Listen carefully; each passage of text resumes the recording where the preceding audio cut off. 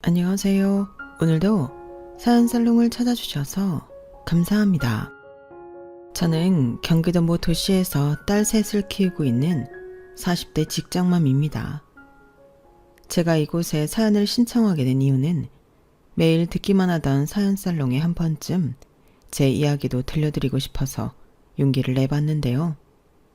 저는 저만 이상한 남자를 만나 불행한 줄 알았거든요. 그런데 다른 분들의 사연을 들으며 나 같은 억울하고 불쌍한 여자들도 많구나 하는 걸 새삼 알게 되었고, 더 나아가 다들 어쩜 그렇게 지혜롭고 멋진지 자신만의 노력으로 행복을 찾아 열심히 찾아가는 모습에 저도 용기를 많이 얻었어요. 그래서 용기를 내어 지금 이렇게 사연을 쓰고 있는데요. 저도 참 이기적인 남편 때문에 속 꽤나 썩고 이혼한 여자거든요. 그리고 올해로 이혼한 지도 어느덧 6년이 되었는데요. 이혼 후 저는 생각했던 것보다 훨씬 안정적으로 살아가고 있어요. 누군가의 말처럼 이혼하고 삶의 질이 좋아졌죠. 우선 잘난 주둥이만 나불거릴 줄만 알고 뭐 하나 도움이 되지 않던 남편이 제 옆에 없어 좋고, 그 남편이랑 세트로 그 집안 식구들도 안 보고 살 수 있어 너무 행복하기만 한데요. 이젠 연휴든 명절이든 며느리 노릇하지 않아도 되니 너무 좋죠. 무엇보다 확실히 하지 않아도 될 일이 많이 줄어 이젠 시간도 많이 남고 몸도 마음도 편하기만 한데, 이럴 줄 알았으면 하루라도 더 빨리 이혼할 걸. 왜 고민하느라 그 더러운 꼴을 오래 봤나 후회 막심이에요. 그만큼 저는 이혼을 제 인생에서 두 번째로 잘한 일이라고 자부하는데요. 첫 번째 잘한 일은 딸 셋을 낳은 거죠. 사실 남편은 아들을 많이 바랬거든요. 같이 운동하고 목욕탕 가는 로망이 있다나? 뭐 그랬는데 결국엔 죽어도 엄마 편인 딸만 셋을 낳았어요. 딸들은 아빠가 하도 이기적으로 굴고 외갓집이랑 친가랑 눈에 띄게 감장기복을 보이니 그런 아빠를 별로 좋아하지 않았거든요. 그러니 남편은 딸들이 자기한테만 그러는 게 서운한 걸 삐뚤어져서는 쓸데없는 계집 애들 대접받고 싶었으면 아들로 태어났어야지. 시집가면 그만인 것들이 어디 아빠한테 싸가지 없이 대들어. 니들이 뭘 안다고. 하여간 집구석 잘 돌아간다 라고 못되게 이야기했는데, 그런 모습을 볼 때면 정작 어른인 남편이 어린애들보다 더 어려 보였죠. 그런 남자를 어디가 좋다고 저는 연애 3년에 결혼까지 했던 건지, 20대에 저로 돌아간다면 정신 차리라고 제 뒤통수를 후려 갈겨주고 싶은데, 그때는 남편이 자신감 있고 능력 있는 모습이 멋져 보였어요. 그러니까 이기적일 거라는 생각은 못하고 저런 남자라면 기대고 의지할 수 있을 것 같아 좋다고 생각했는데요. 사실 그런 생각을 갖게 된 배경에는 저에게 아픈 상처가 있었어요. 저희 부모님이 제가 어릴 때 이혼해서 엄마가 혼자 저를 키우셨는데, 그때 엄마는 남편 없다고 또 저는 아빠 없다고 서러웠던 날이 많았어요. 엄마 벌이가 그다지 좋지 않았었기 때문에 저희는 거의 매년 이사를 다녔고, 엄마는 한다고 열심히 했지만 가정을 지키기엔 턱없이 힘이 없어 보였죠. 그러니 아빠가 있는 집이 저는 늘 부럽기만 했는데요. 어쩐지 아빠가 있는 집은 더 따뜻하고 밥상엔 우리 집보다는 더 맛있는 음식들이 잔뜩 차려져 있을 것만 같았어요. 그리고 우리 엄마처럼 일하기 바쁜 게 아니고 늘 집에서 함께 엄마가 있는 그런 모습을 상상했는데, 그런 생각을 가지고 어른이 되어서인지 저는 그런 아빠는 못 가졌지만 그런 남편은 갖고 싶었어요. 듬직하고 책임감 강한, 거기에 능력까지 있으면 어린 날의 서름 따위는 다 잊을 수 있을 것만 같았는데요. 그런 눈으로 봤기 때문에 남편을 남자친구보다 남편감으로 생각했던 것 같아요. 그리고 남편은 제가 아빠가 계시지 않다고 이야기했을 때 그런 건 괜찮다며 이제부터는 자기가 저를 지켜주겠다고 했는데, 그 말이 왜 그렇게 좋았는지 이젠 나도 따뜻한 집에서 행복한 가정을 이루고 행복할 수 있을 것만 같았어요. 하지만 제 미래는 행복한 가정이 아닌 새로운 새로운 인생의 시작이었는데 결혼 후 얼마 지나지 않아 제가 가졌던 환상은 하나 둘씩 깨지기 시작했어요. 당시 남편은 여의도에 있는 모 증권회사를 다녔고 저는 대기업과 파트너로 일을 하는 협력사 직원이었어요. 그리고 저희의 첫 만남은 소개로 만났는데 남편을 좋게 본 친한 선배 언니가 저에게 한번 만나보라고 다리를 놔준 거죠. 그렇게 만나게 된 남편은 어째 첫 인상부터 뭔가 남달랐는데요.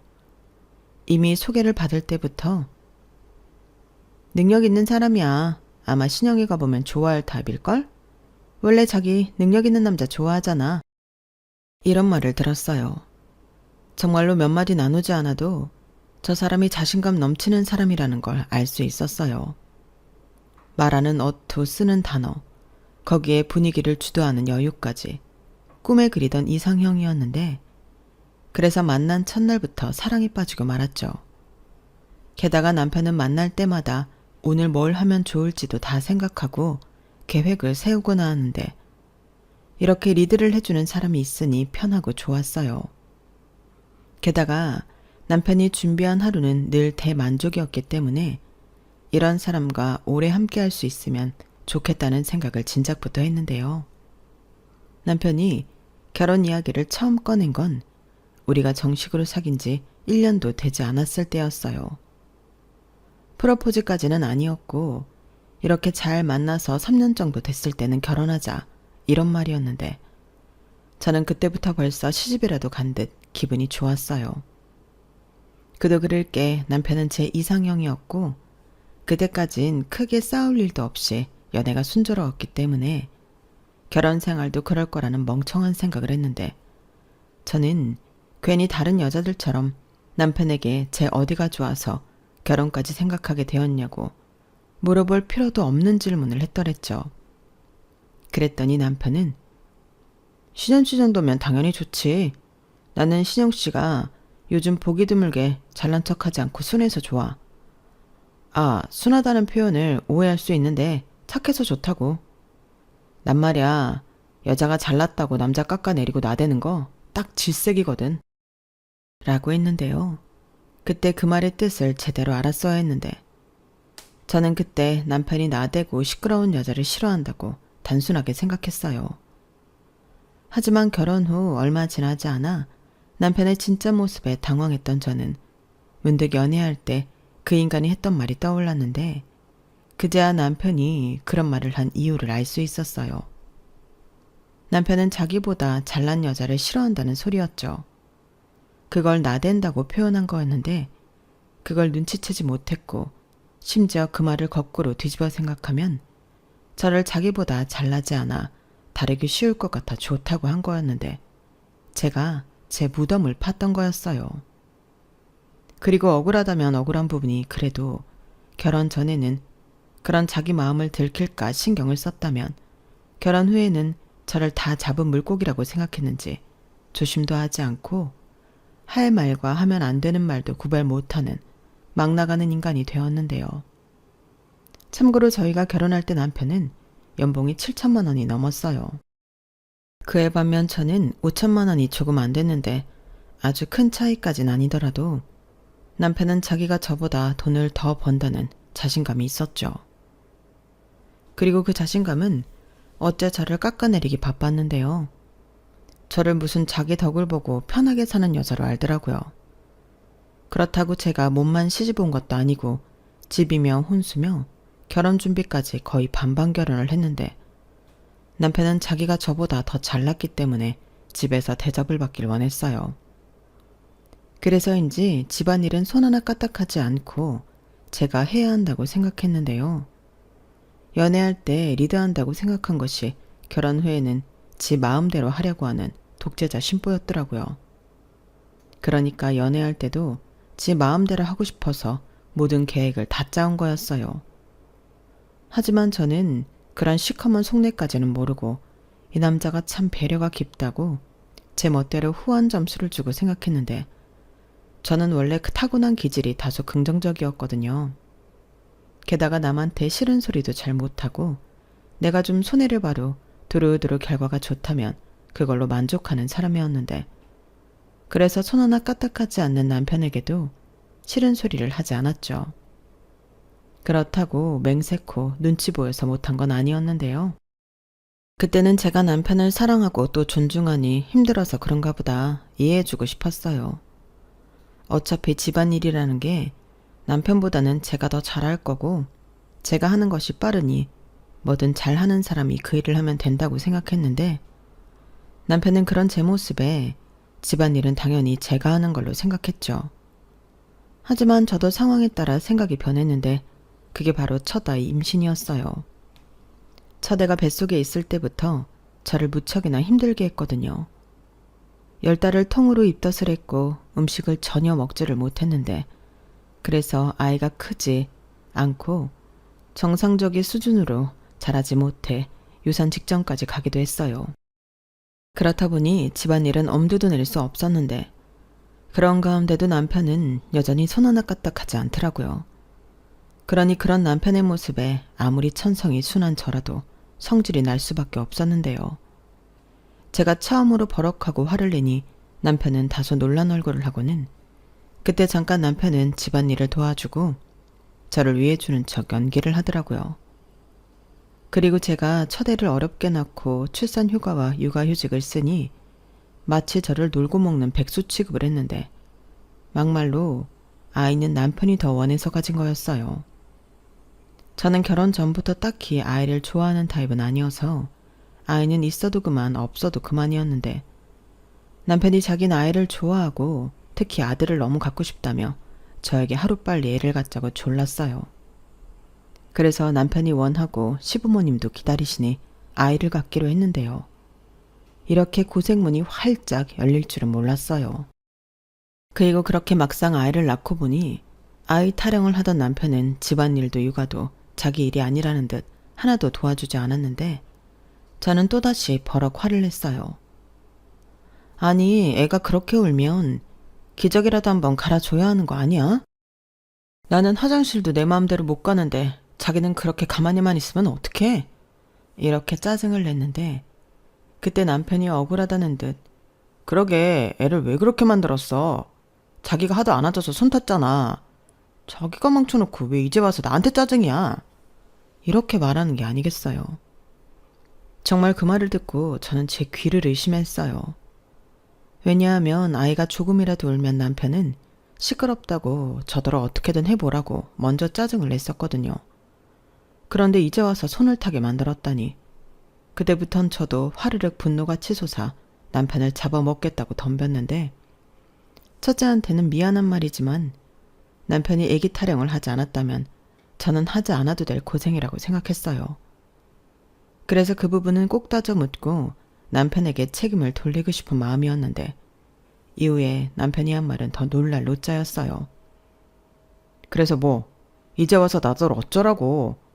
그냥 이렇게 된 거 계속 자기가 안아주면 되잖아. 나한테 이래라 저래라 하지 말고 자기가 혼자 알아서 해. 이렇게 말했죠. 그래놓고 어이없어서 말도 못하는 저한테 자기는 아들이 갖고 싶었지 딸을 원하지 않아 더욱 도와줄 수 없다고 하더군요. 그때 처음으로 제가 결혼을 잘못했다는 걸 깨달았어요. 하지만 아이까지 태어난 마당에 곧바로 이혼을 생각하긴 어려웠는데, 제가 이혼 가정에서 자라고 엄마가 혼자 고생하는 모습을 보고 자라 더 이혼은 엄두가 나지 않았어요.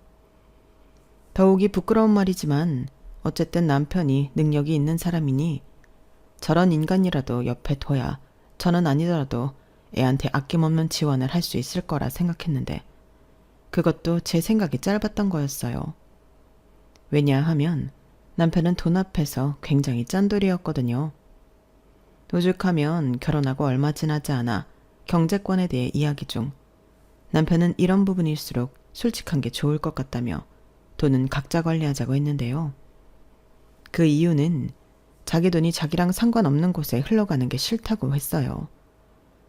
저 말인즉 자기가 번 돈으로 제가 화장품을 사거나 친구를 만나 유흥비로 쓰는 게 싫고, 더 나아가 제가 친정엄마 용돈이라도 보내드리면 그건 어째 좀 억울할 것 같다며, 이럴 바에는 공동생활비만 둘이 내고 남은 돈으로 각자 사는 게 좋을 것 같다고 했는데 그땐 결혼한 지 얼마 되지도 않았지만 어째 빈정이 좀 상했어요.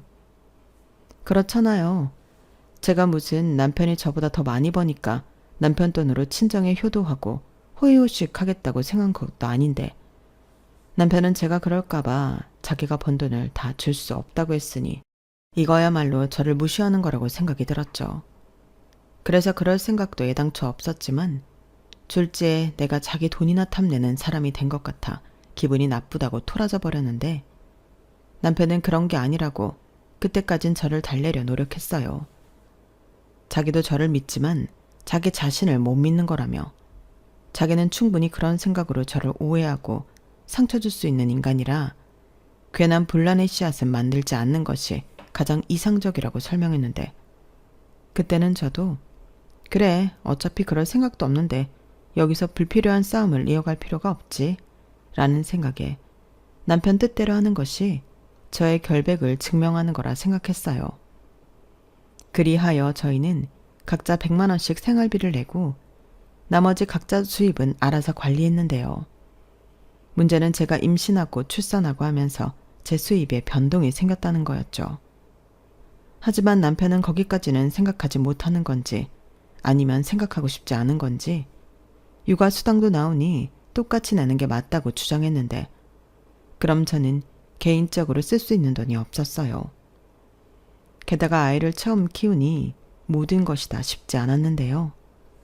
그런데 이 와중에 남편이 아들 타령하고 육아에는 비협조적으로 나오니 저만 억울하게 되었어요.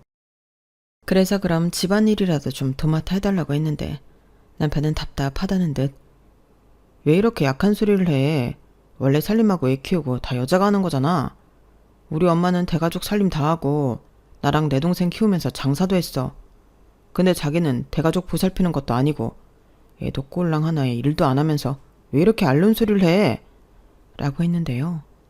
앓는 소리라는 말에 저도 욱하고 성질이 올라왔죠. 육아 스트레스로 인해 산후 우울증도 겪고 있던 저였는데 남편은 그런 게 어딨냐고 우울증은 다 정신력이 부족해서 그런 거라며 나태하게 굴지 말라고 했어요. 그러면서 자기는 집에서 충전 중이라며 오히려 자기를 방해하지 말라고 했는데 저 인간이 내가 좋아했던 인간이 맞나? 배신감이 파도처럼 밀려왔어요. 그리고 남편은 시도 때도 없이 자기 연봉이 저보다 훨씬 높기 때문에 저랑 자기를 같은 취급을 하면 안 된다고 꾸준히 주장을 했었어요. 그렇듯 남편은 말이 통하지 않았어요. 그래서 그때까진 나에게 둘째는 없다고 생각하고 하루하루를 버티듯 그렇게 지냈죠. 시간이 흘러야 이 모든 우울감이 사라질 거라고 생각했거든요. 그리고 어차피 말해도 들어먹을 인간이 아니라고 빠르게 판단했던 저는 남편에게 도와달라고 하지 않고 저 혼자 힘으로 집안일과 육아를 해갔는데 시어머니는 그런 제 모습을 보며 안쓰러워하기보다는 흡족해 하셨어요. 역시 우리 며느리가 최고야. 요즘 젊은 애들은 그렇게 애 하나 키우기 힘들다고 징징거리고 남편을 잡는다며? 내가 그 얘기 들었을 때 솔직히 속으로 걱정 많이 했다. 우리 며느리도 그러면 어쩌나 했는데 우리 아들이 역시 여자 보는 눈이 있네. 그냥 그런 건 여자 일이다 생각하고 네가 하는 게 속 편한 거다. 내 말 무슨 뜻인지 알지? 라고 하시면서 당신 아들 잡지 말라는 소리를 돌려 하셨는데요. 시어머니 눈에는 제가 혼자 고군분투하며 고생하는 모습은 눈에 들어오지 않았나 보더라고요. 하긴 저런 엄마 밑에서 자랐으니 남편이 요즘 젊은 사람 같지 않고 남성 우월주의 같은 구닥다리 사고를 가지고 있는 걸 텐데 사실 그게 더 부끄러운 거라는 건 그 집안 식구들 중 아무도 모르는 것 같았어요. 그저 남자는 능력만 있으면 장땡이라고 생각하는 거죠.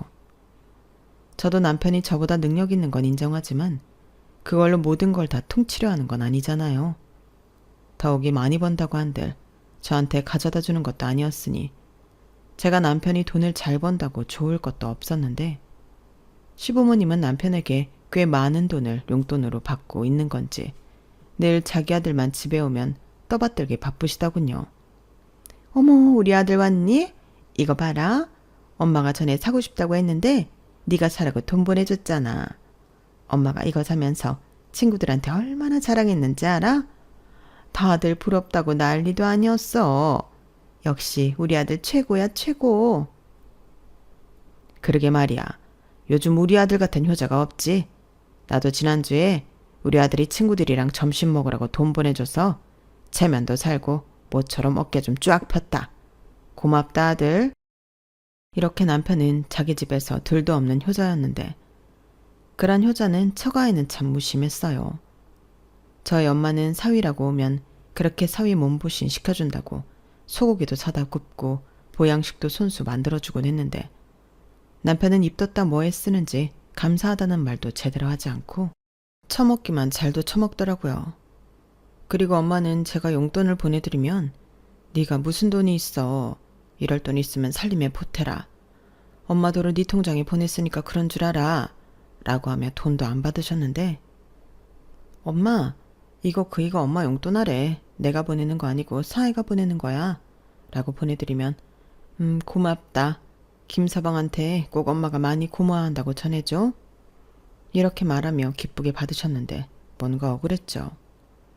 하지만 엄마 마음이 그렇다는데 거기에 대고 따지는 것도 힘 빠지고 저는 계속 그렇게 남편이 주는 용돈이라고 하며 엄마에게 많은 돈은 아니지만 얼마씩 보내주곤 했는데요. 문제는 이 역시도 제가 육아휴직을 하면서 돈이 없어 못 보내드렸다는 거였어요. 그 사이에도 시부모님은 남편이 주는 용돈을 받으셨는데 괜히 짜증이 나더라고요. 그래서 생활비를 조금 줄인다고 생각하고 한 달에 20만 원 정도씩 사위가 주는 용돈이라고 보내드렸는데 한 번은 엄마가 매달 사윗돈을 받는 것이 부담스러웠는지 남편에게 전화를 해서는 하지 않아도 될 말을 하셨나 봐요. 그 때문에 완전 범죄를 꿈꿨던 저의 바람은 산산조각이 났고 마치 남의 돈을 빼돌리기라도 한 도둑 취급을 받았죠. 지금까지 그럼 내가 생활비로 쓰라고 준 돈을 장모님 용돈 보내드린 거야? 아니 어떻게 그럴 수가 있어. 나는 생활비 쓰라고 준 돈이잖아. 왜 이렇게 열을 내? 그래서 뭐 내가 생활비 구멍 냈어? 나 자기 안 굶겼고 공과금 밀린 것도 없어. 그럼 나머지 돈은 내가 알아서 쓸 수 있는 거 아니야? 아니지. 그 돈은 엄연히 우리 공동생활금인데. 자기 진짜 너무한다. 자기야 결혼하고 애 태어나고 달라진 게 없지만 나는 아니야. 지금 육아휴직 기간이라 돈도 다 안 들어온다고. 그런데 거기에 똑같이 생활비 내고 내가 무슨 돈이 있어?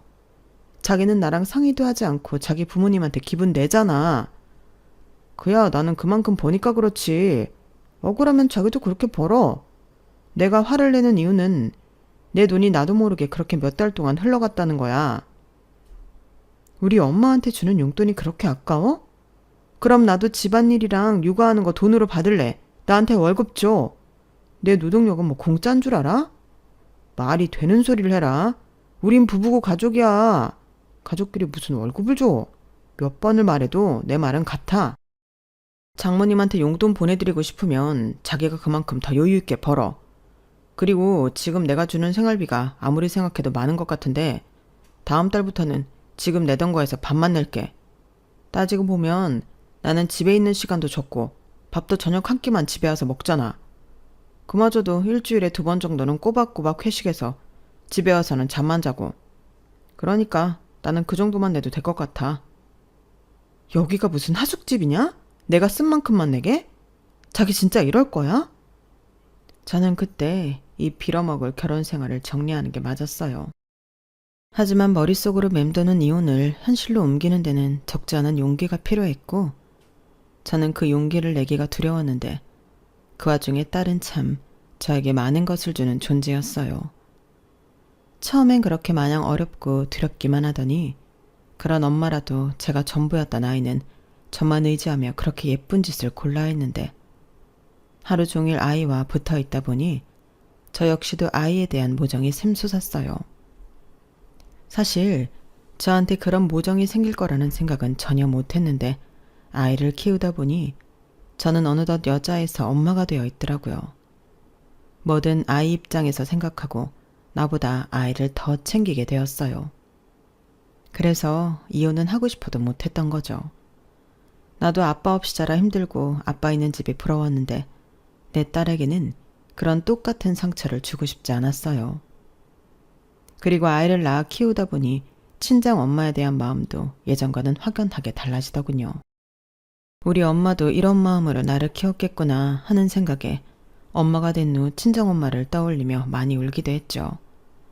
그래서 지금이라도 잘해드려야겠다 생각하며 전화도 자주 드리고 시간이 맞으면 친정에 가서 시간을 보내기도 했는데 엄마는 딸이 결혼해서 남편이랑 아이 낳아 사는 모습이 마냥 좋다고 하셨어요. 당신은 이혼해서 실패했지만 딸은 능력 있는 남편한테 사랑 많이 받고 온전한 가정에서 아이와 함께 행복하길 가슴 깊이 바라고 계셨는데 그 마음을 몰랐으면 좋았을걸. 그 마음을 알고 나니 남편이 미워도 이혼은 점점 멀게만 느껴졌어요. 그리고 어느 정도 포기를 하니 이게 좋다고 해야 하나 제 마음도 어느 정도는 편해졌는데 그즈음 남편은 또다시 아들 타령을 하며 저에게 덤벼들었어요. 딸이 있으니 둘째는 아들이면 너무 좋지 않겠냐고 아들은 낳아주기만 하면 자기가 다 키울 거라는 듯 별 기대도 되지 않는 말을 했었는데 남편이 원래 원하는 목적이 있으면 최선을 다하는 인간이거든요. 저를 꼬시려고 부단히 노력을 하더라고요. 딸과도 그때는 곧잘 놀아주고 셋이 놀이동산이다 동물원이다 나들이도 많이 다녔는데 꾸준한 남편의 노력이 싫지 않았어요. 그리고 정말로 아들을 낳으면 지금 이 생활을 계속 이어갈 수 있지 않을까? 바보 같은 생각을 하기도 했는데 그렇게 제 인생에는 없다 생각한 둘째를 가졌죠. 하지만 둘째도 남편의 기대와는 달리 딸이었는데 남편과 제가 하도 아들을 바랬던 게 이유인 건지 둘째는 성별만 여자일 뿐 사내 아이처럼 기질이 남달랐어요. 만약 정말로 아들이었다면 아무리 그런 산만하고 시끄러운 모습도 남자아이라 그렇다고 넘어갈 수도 있었을 텐데 둘째는 시댁에 갈 때마다 기집애가 왜 저러냐고 구박을 받기 일쑤였고 저도 제 자식이 구박받는 게 싫으니 시댁에 가고 싶지 않았어요. 그리고 남편은 둘째도 딸이라는 것에 실망했는지 첫째보다도 더 도와주지 않았는데요. 그러다 셋째는 어이없게 생겼죠. 남편이 술 먹고 들어와 그날 생긴 게 셋째였거든요. 그리고 혹시나 하며 기대했는데 셋째까지도 딸이라는 사실에 남편은 낳지 말자는 무서운 소리까지 하더군요. 지금 제정신이야? 아무리 뱃속에 있어도 우리 아이잖아. 왜 말을 그렇게 해? 아직은 세포에 불과하지. 누가 들으면 내가 살인이라도 하자고 한 줄 알겠다. 그 소리가 살인이랑 뭐가 달라? 나는 못해. 그럼 아들도 아닌데 딸을 셋이나 낳아서 키우자고? 너 애 셋 키울 능력 있어? 지금도 힘들다고 징징거리잖아. 막말로 둘째 낳고 복직한 지도 얼마 되지도 않았는데 셋째 낳고 출산휴가 쓰면 너는 눈치도 안 보여? 나라도 너 같은 사원 싫겠다. 저는 남편의 말에 상처를 받았어요. 사실 임신했다고 회사에 알렸을 때 정말로 저를 바라보는 사람들의 눈치가 남편 말처럼 같았거든요. 그래도 다른 사람도 아닌 남편이고 아이 아빠인데 저리 이야기를 하다니 저는 또 혼자 상처받고 눈물을 흘렸는데 그때부터는 남편도 아들 타령을 멈췄어요. 저랑 사는 한은 아들 궁합은 못할 것 같다고 농담처럼 얘기하는데 저한테는 그 소리가 농담이 아니었죠. 그리고 결국 저는 막달이 다가왔을 때 더는 출산휴가 쓰는 것이 눈치가 보여 회사를 그만두게 되었는데요. 대신 회사에서 실업급여를 받을 수 있도록 조치를 취해줬어요. 그래서 저는 집에서 실업급여를 받으며 아이 셋을 케어하는 신세가 되었는데 그즈음 저는 오기가 생겼어요. 네가 잘났으면 얼마나 잘났는데 나도 잘 나갈 수 있어. 이런 생각에 저는 이를 악물고 두 번째 취업 준비에 들어갔어요. 잘난 척 오지게 하는 남편한테 본때를 제대로 보여주고 싶었거든요. 그래서 어떤 거라면 좋을까 고민하다 공인중개사가 일만 잘하면 고수입을 올릴 수 있다는 말에 무작정 공인중개사에 도전하기로 했는데 와, 이건 제 입장에서는 사법고시와 맞먹는 수준의 것이었어요. 하지만 그렇다고 여기서 포기하고 싶진 않았는데 그 사람의 무기가 자기가 능력이 좋고 돈을 많이 버는 거니까 저 역시도 그런 사람이 되어야 한다고 마음을 굳혔어요. 아니, 오히려 더 대단한 사람이 되어 그 사람의 자존심을 뭉개주고 싶었는데요. 새 아이를 키우며 공부까지 하는 삶은 녹록지 않았답니다. 일단 절대적으로 시간도 부족했고 체력이 없으니 집중력도 떨어졌는데, 그래서 당연한 말이지만 첫 번째 시험은 말도 안 되는 점수를 받고 떨어졌어요. 뭐 예상은 했던 일이긴 하지만 실제로 제 눈으로 확인하니 이걸 내가 해서 되긴 하는 건가? 자신감이 바닥을 쳤는데요. 남편도 제 점수를 확인하고는 피식하고 기분 나쁘게 웃더라고요.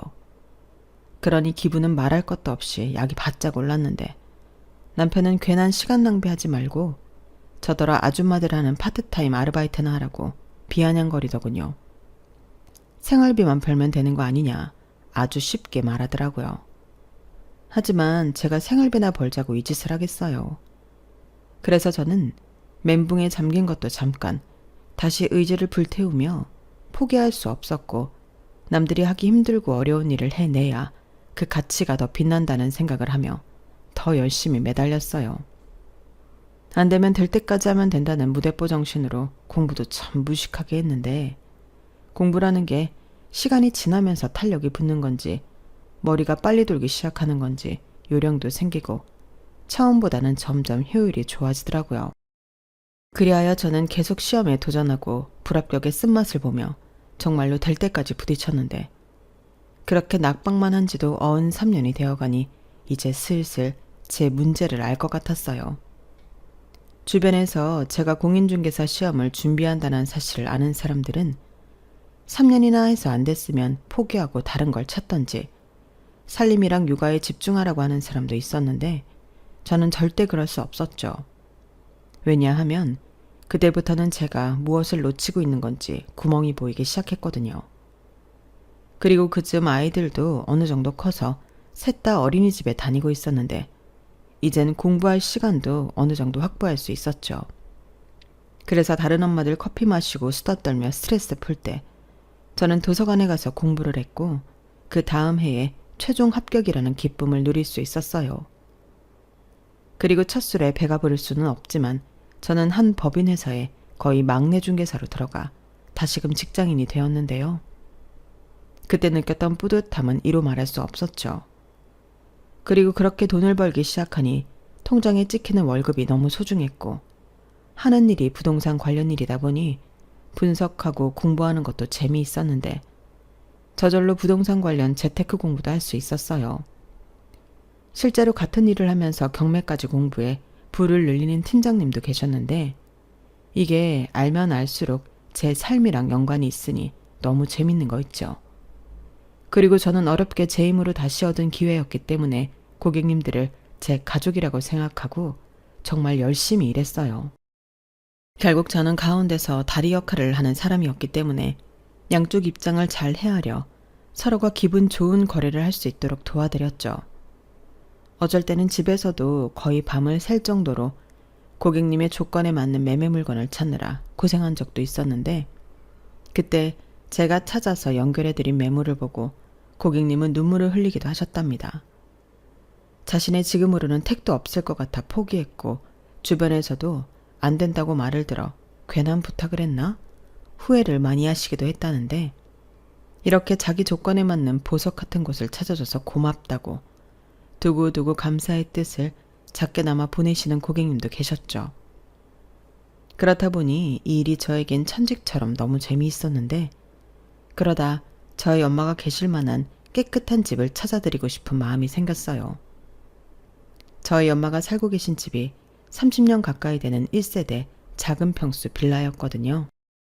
그리고 시댁은 오래된 건 매한가지였지만 엘리베이터 없는 5층짜리 단지형 아파트였는데, 대놓고 하신 적은 없지만 당신은 아파트 사는데 저희 엄마는 좁은 오래된 빌라에 사신다고 무시할 때도 있으셔서 그 생각이 났어요.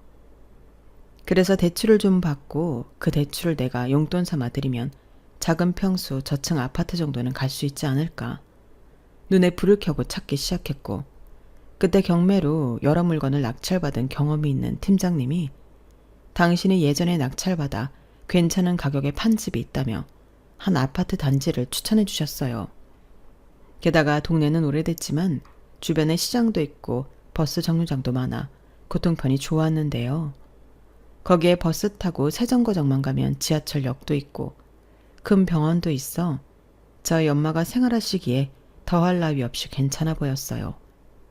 그래서 한 번은 엄마를 만나 그냥 보기만 하자고 하고 그 아파트 단지를 가서 매매로 나온 몇 군데를 둘러봤는데 저희 엄마 말로는 아우 엄마 지금 사는 데가 편해. 무슨 엄마가 아파트에 사니? 이런 좋은 곳은 엄마랑 안 어울려. 이런 데는 그 뭐냐 관리도 비싸잖아.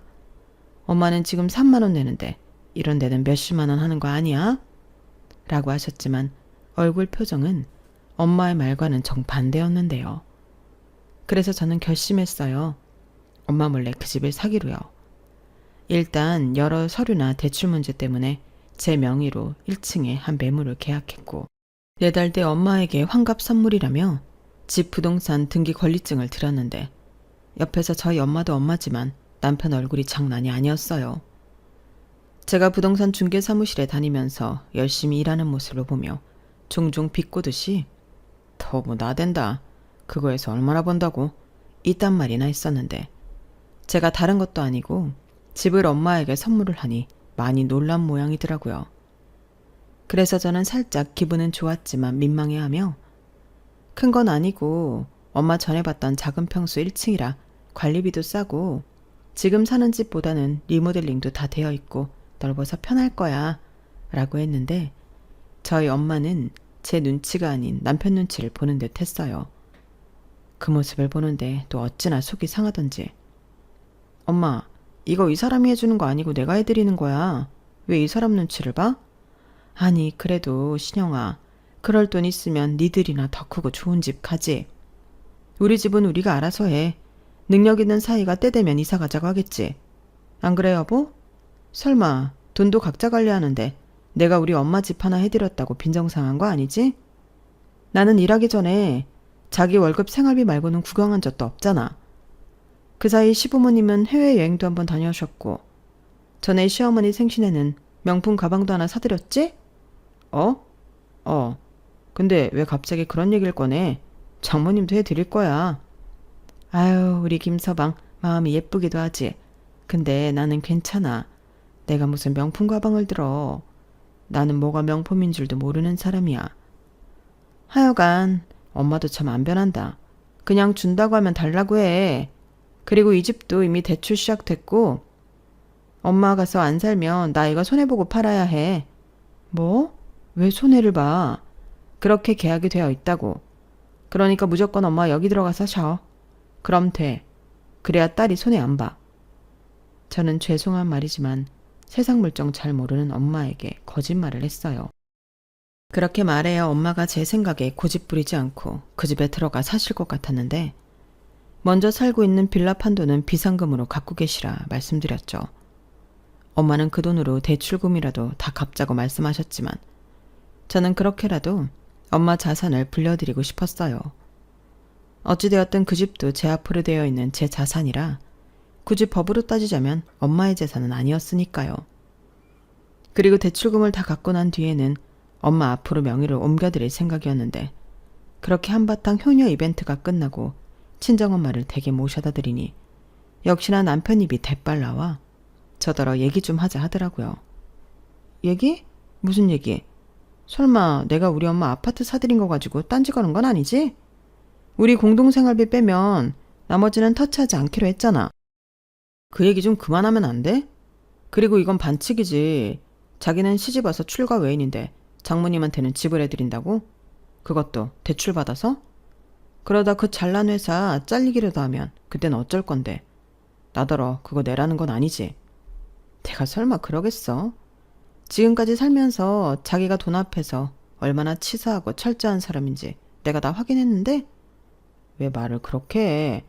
그렇잖아. 내가 다른 것도 아니고 애들 키우느라 일을 못한 건데 그때도 나한테 생활비 말고는 돈 준 적 없잖아.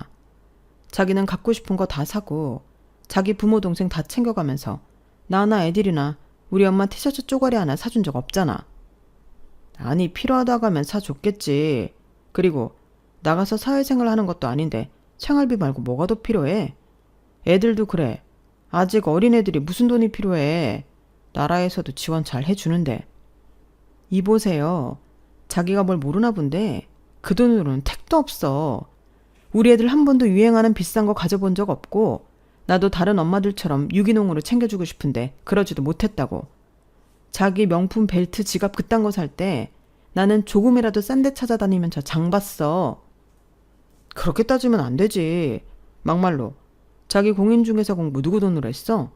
내가 그땐 별 얘기 안 했잖아. 안 하긴. 내가 계속 시험에서 떨어질 때 자기 나한테 뭐라고 했는지 까먹었어? 파트타임 알바라도 해서 그 문제집 값이랑 인간 결제한 거 통장에 복구시켜 놓으라고 했잖아. 아주 치사는 다 떨어놓고 이제 와서 쿨한 척해. 그리고 나 첫 월급 받았을 때 더럽고 치사해서 그 돈 바로 채워 넣었다. 내가 또 언제 그랬다고. 그냥 농담한 거지. 그래서 지금 나한테 복수하겠다고 이렇게 대형사고 치는 거야? 이젠 너도 보니까 네 돈으로 효도하겠다고? 그래, 왜 나는 하면 안 돼? 나도 옆에서 자기 혼자 효자 노릇할 때 우리 엄마한테 똑같이 하고 싶었어. 그래도 이 사람아, 도리가 그게 아니지. 자기는 며느리인데 시댁을 우선으로 챙겨야지. 시댁을 깔보는 것도 아니고. 아니다. 자기 정말 우리 집이 우스운 건 아니지.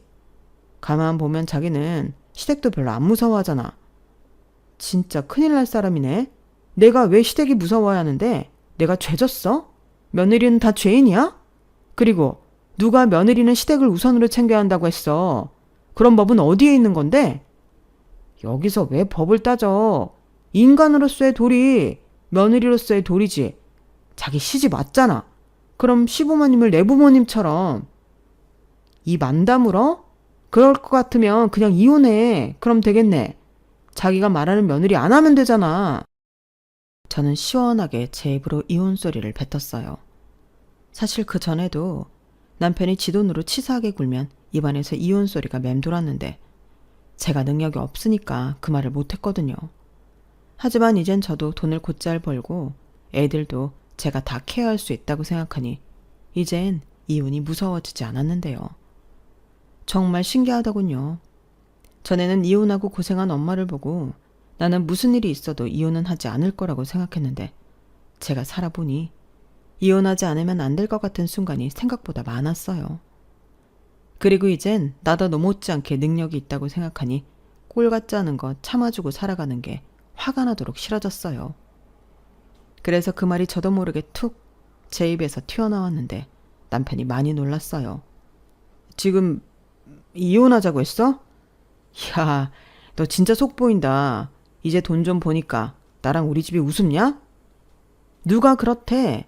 방금 당신이 한 말이 우습지. 며느리 둘이? 그럼 며느리는 내 부모는 뒷전이고 시부모가 먼저야? 지금 내가 우리 엄마 아파트 사줬다고 이러는 거잖아. 그럼 자기도 자기 돈으로 사드려. 그럼 될 일을 왜 나한테 그래? 전에 나한테도 당신이 그랬어. 나도 벌라고. 그 뜻은 너도 벌어서 네 엄마 챙기라는 뜻 아니었나? 그야 내 말은 왜 사람이 훈직에 한 입으로 두 말해. 그때는 내가 못 버니까 그렇게 말해놓고 이제는 내가 벌어서 진짜로 내 부부만 챙기니까 배가 아파? 야, 왜? 네가 그러면 내가 겁먹을 줄 아냐? 뭐? 네? 이게 돈 못 푼 벌더니 겁대가리를 상실했구나. 그래, 해. 이혼하자고 하면 내가 뭐 아쉬울 줄 아냐? 대신 너 닮은 기집애들은 네가 책임져. 나한테 양육 배달라고 하지 말고. 진짜 치사하다. 어쩜 끝까지 그래? 나는 법으로 할 거야. 애를 나 혼자 낳았어? 왜 나만 책임을 져? 그냥 정부 공평하게 다 법으로 해. 내가 공부해보니까 법이 참 공평하더라. 이게 공인중개사 하다니 지금 무슨 판검사라도 되는 줄 아네? 야, 너 계속 그렇게 까불 거지? 왜? 치기라도 하게? 어디 그럴 용기가 있으면 해봐. 나는 뭐 당하기만 할 줄 알아? 폭력 쓰는 순간 누가 더 유리해지는지 생각해. 저는 살짝 유치해지긴 했지만 남편이 세게 나오니 저도 세게 나갔어요. 그리고 다음날 정말로 이혼 소송이라도 알아봐야 하나? 그냥 일종의 부부싸움 정도로 넘겨야 하나 고민이 많았는데 남편의 반응을 좀 지켜보려고 했죠. 그러자 아니나 다를까 다음날 저녁부터 골이 나서 쳐다도 보지 않을 것 같았던 남편은 이유를 모르겠지만 웬일로 꼬랑지를 내리고 마치 아무 일도 없다는 듯 저를 대하고 심지어 농담까지 하며 웃기까지 했는데 저야말로 이 인간이 뭘 잘못 먹었나? 하고 쳐다봤죠. 그런데 우리 오랜만에 밖에 나가서 외식하고 데이트 좀 할까? 우리 그동안 바쁘다고 데이트도 못하고 살았잖아. 라고 안 하던 짓을 했고 저는 내일 모레면 이혼할지도 모르는 사람이랑 그런 거 하기 싫다고 단박에 거절했어요. 보통 같으면 제가 이렇게 쏘아붙이기라도 하면 버럭 화를 내고도 남을 남편이었는데 그날은 화를 꾹꾹 참더라고요. 그때 알았죠. 저 인간이 저랑 헤어지면 아쉬운 구석이 있다는 걸요. 그래서 일단 그게 뭔지 궁금하니 계속 틱틱거리며 틈을 주지 않았는데요. 결국 급하긴 했는지 지 입으로 불기 시작했어요. 저기 있잖아. 혹시 돈 좀 있나? 한 1,000만 원 정도면 되는데. 내가 이런 말 좀 민망한데 사기를 당해서 이자를 물어줘야 할 때가 있어. 그냥 달라는 건 아니고 내가 보너스 받으면 갚을게. 이렇게 말하는데 저도 모르게 코웃음이 나왔어요. 보너스가 1,000만 원이야? 나는 그런 돈 구경도 못했는데. 자기 진짜 그동안 돈 많았구나? 그게 아니고 이번에만. 그전에는 당연히 안 그랬지. 그래? 사실 나도 자기가 무슨 돈이 있어서 어머니 명품 가방 사드리고 해외여행 보내드리는 건지 궁금했거든. 근데 또 물어보면 자기랑 싸울 것 같아서 못 물어봤는데. 다 이유가 있었구나? 아니라고. 나도 힘들게 한 거야. 그리고 자기는 못 믿겠지만 장모님한테도 똑같이 해드리라고 했어. 아, 그래? 그건 몰랐네. 근데 이젠 그런 거 안 해도 돼. 이유는 말 안 해도 알지? 자기야, 정말 이럴 거야? 자기가 나랑 헤어져서 산다고? 내가 못할 게 없잖아. 막말로 자기가 신혼초 말고 나한테 해준 게 뭐가 있어? 사실 막상 이혼하려고 알아보니까 꼴랑 생활비 그거 주고 나만 부려먹었잖아. 내 인건비는. 그렇다고 자기가 나한테 엄청 다정하게 한 것도 아니고 이게 다 이혼 사유가 되더라고. 게다가 우리는 애가 셋이잖아. 남편은 제가 하는 말에 약간 겁을 집어먹은 듯 결혼하고 처음으로 주눅이 드는 모습을 보였어요. 사실 그건 정말로 알아본 게 아니고 제가 생각하는 걸 마치 알아본 듯 이야기한 것 뿐이었는데 남편은 정말로 제가 알아보기라도 한 것처럼 놀라더라고요. 그러면서 정이 조금이라도 있었다면 그런 남편 모습에 마음이 좋지 않았을 텐데 의외로 저는 그런 마음도 들지 않더라고요. 그래서 그날 저녁 남편과 싸워서가 아니라 이젠 내 감정에 귀 기울여 힘들더라도 이혼을 하는 옳은 방향이라고 생각이 들었어요. 그래서 이제 막 이사를 마친 친정엄마에게 찾아가 제 속이야기를 하며 이혼할 생각이라고 말씀드렸는데요. 그러자 저희 엄마 표정이 좋지 않았어요. 그래서 저는 감정으로 호소했죠. 엄마는 딸이 이혼 무서워서 그런 취급받고 힘들게 살았으면 좋겠어? 그야 당연히 아니지. 근데 지금은 우리 딸도 능력이 있고 그렇게 안 살잖아.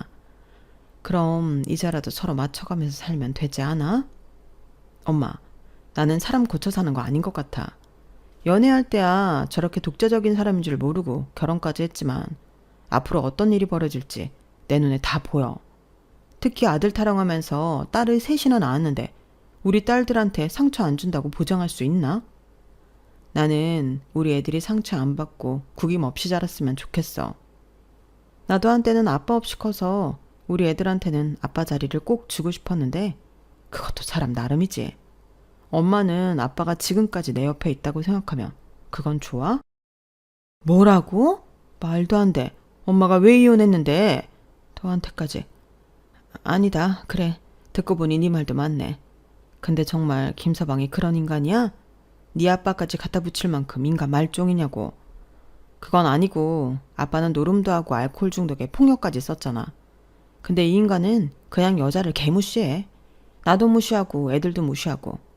근데 엄마, 누가 그러더라? 어릴 때 아빠한테 그렇게 무시당하고 남자가 먼저라고 세뇌를 받고 자라면 커서도 자기는 그런 존재라고 자기를 하찮게 여긴대. 나는 우리 애들이 그렇게 산다고 생각하면 너무 가슴이 아파. 오히려 이혼해도 엄마처럼 씩씩하게 잘 살 수 있다고 그렇게 키우고 싶어. 내가 엄마 보고 그렇게 컸잖아. 신영아, 정말 그렇게 생각해? 엄마는 너한테 해준 게 너무 없는데. 아니, 엄마는 끝까지 내 옆에 있어줬잖아. 나는 그래서 늘 든든했어. 지금도 그래. 내가 돌아갈 곳이 있으니까 이렇게 용감하잖아. 만약 엄마가 없으면 내가 이혼할 엄두를 어떻게 내? 부당한 취급을 받고 부모 취급, 식모 취급 받아도 바보처럼 참고 살겠지. 친정엄마는 제 말을 듣고 그건 안 된다고 눈물까지 보이셨어요. 그리고 네가 그렇게 원하면 뜻대로 하라고 당신도 도와주겠다고 하셨는데 이러려고 사들인 집이 아니었지만 저는 애들과 함께 엄마 집으로 들어가게 되었어요. 거기에 덩달아 빠르면 빠를수록 좋으니 아는 분의 소개로 이혼 소송을 맡아줄 변호사님도 만났다고. 변호사님은 저에게 어떻게 그렇게 살았냐며 이젠 아무 걱정하지 말라고 하셨는데 저더러 재산 분할과 위자료까지도 받아낼 수 있다고 호언장담하셨어요. 그리고 서류를 부지런히 준비해 제가 아이들 데리고 친정으로 돌아간 날 이혼소장이 남편 회사로 송달이 되었는데요. 남편이 불이 나게 저한테 연락을 하더군요. 이게 뭐야? 이혼소장? 제정신이야? 내가 돈 좀 해달라고 했다고 이런다는 게 말이 돼? 당신 생각엔 내가 꼴랑 지금 이 일 때문에 이혼하는 것 같아? 나 정말 많이 참았어. 그래서 이젠 안 참아도 되니까 안 참으려고 하는 거야. 뭐라는 거야? 너 그렇게 나대고 까불 줄 알았으면 너 그 공부한다고 했을 때 내가 못하게 말렸어. 알아? 그러게 말리지 그랬어. 근데 네가 말려도 나는 했어. 네가 오죽 더럽고 치사하게 굴었냐? 이젠 좀 고맙기까지 해. 네 덕에 내가 이악 물고 여기까지 왔으니까. 그리고 이젠 무시당하지 않고 내가 하고 싶은 거 다 하고 살 거야. 그러니까 나한테 어줍잖은 도리 따지지 말고 이혼하자고. 아니면 변호사 선임해. 제대로 재판해보자. 우리 변호사가 그러더라. 나는 진짜 걸릴 게 하나도 없다고. 나 그 정도로 너한테 당하고 살았대. 저는 아무 말도 못하는 남편의 전화를 계속 받아주고 싶지 않아 전화를 끊었어요. 그리고 문자로 이젠 할 얘기가 있으면 내 변호사한테 하라고 변호사님 연락처를 보내주고 남편 번호를 차단했는데요. 그렇게 한 일주일 정말 편하고 좋았어요. 집에 가면 엄마가 있고 애들이 있으니 그 좁은 아파트도 궁전 같더라고요. 엄마가 차려준 맛있는 음식에 애들이 알아서 지들끼리 재롱을 떠는데 정말 모처럼 아무 걱정 없이 환하게 웃었어요. 그리고 시어머니에게서 연락이 왔는데 시어머니는 처음엔 저를 잘 구슬려 보려고 하시더라고요. 그땐 기도 차지 않았어요. 아가, 우리 며느리가 내가 모르는 사이에 속이 많이 상했구나. 나도 우리 아들한테 얘기 듣고 미안해서 죽는 줄 알았다. 어찌 내가 몰랐을까. 엄마가 미안해. 너도 그런 서운한 점이 있으면 말을 하지. 내가 그렇게 어려운 사람인가? 내가 우리 아들도 홍구멍을 냈어. 아니 지철을 그렇게 서운하게 만들면 그게 남편이야? 그러니까 이번에는 엄마 얼굴 보고 한 번만 넘어가자. 이혼이라니 말도 안 되지. 어머니 죄송해요. 저는 이미 마음을 굳혔어요. 그리고 어머니도 그러셨잖아요. 그냥 그런 건 여자일이다 생각하고 제가 하는 게 속 편한 거라고요.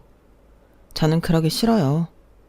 결혼이라는 게 같이 행복하자고 했지 제가 남편 하수인 하려고 한 게 아니잖아요. 뭐?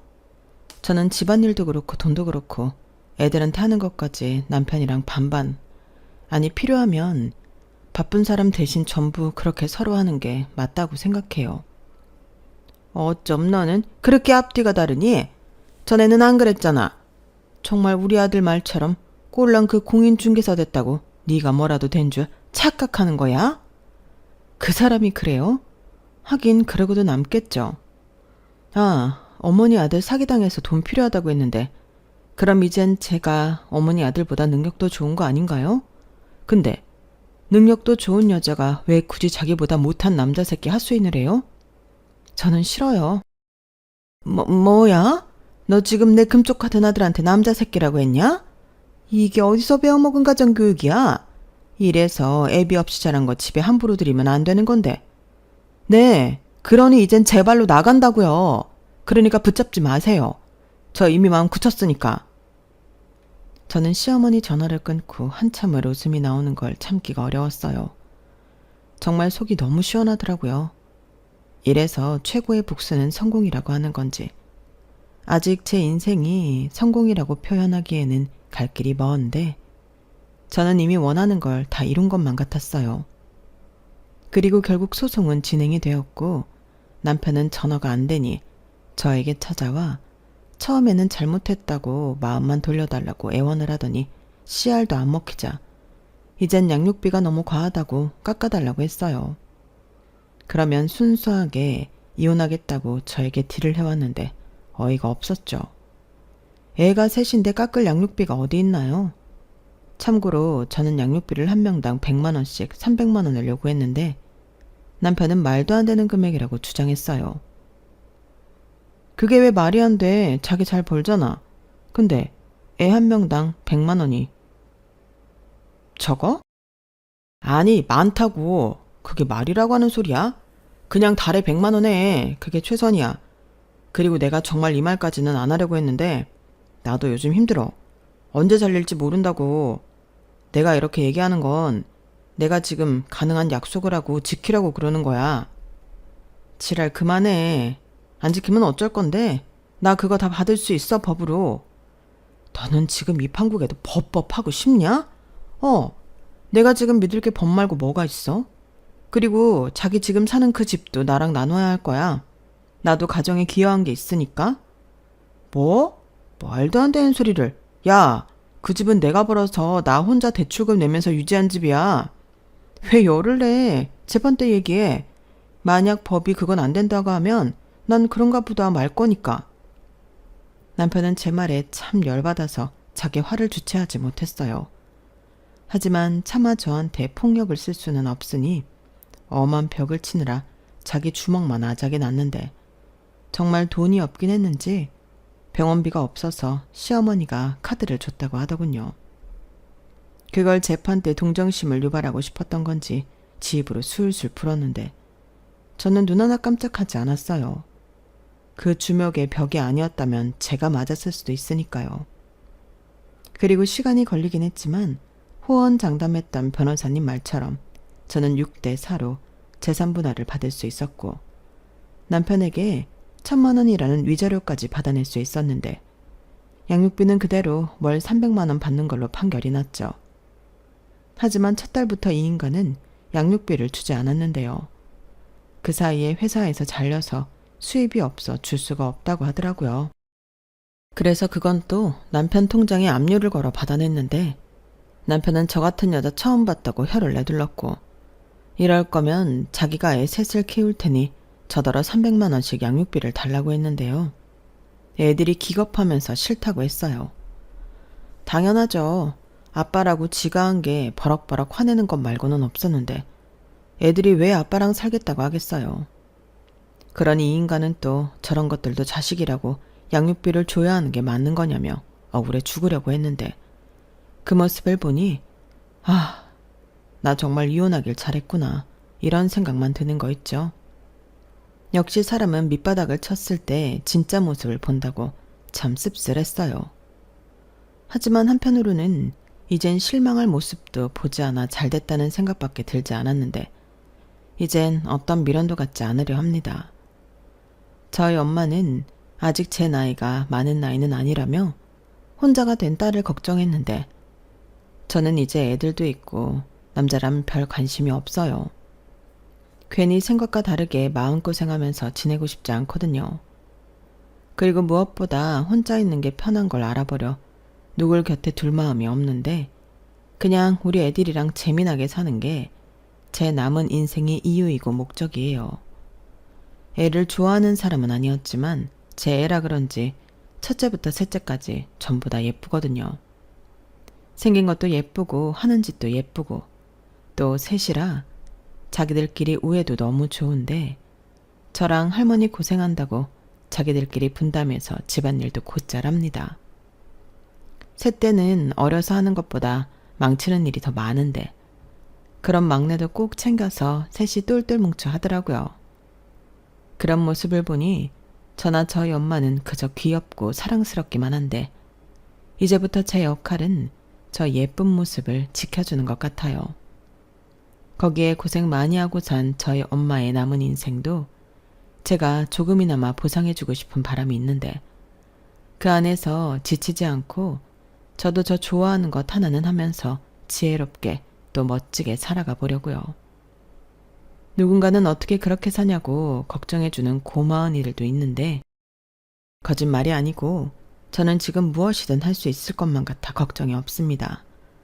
제 인생에 커다란 돌이 사라졌는데 제가 뭘 못하겠어요. 그리고 제가 너무 재미있어하고 보람을 느끼는 일이 있는데 뭐든 자신이 있어요. 요즘은 매일 제가 대단하고 능력 있는 사람이라는 생각에 저절로 말려있던 어깨가 펴지는 것만 같아요. 앞으로의 미래는 이렇게 당당하게 살아가고 싶네요.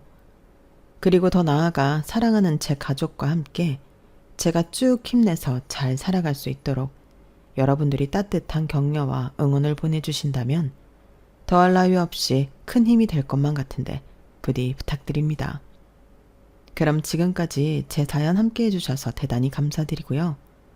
여러분들은 저처럼 잘못된 선택이 아닌 여러분들이 행복할 수 있는 선택만 하시길 바라며 저는 이만 물러갈게요.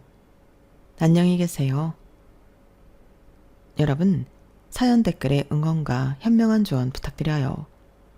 좋아요와 구독은 저에게 큰 힘이 됩니다. 오늘도 좋은 일 가득하세요.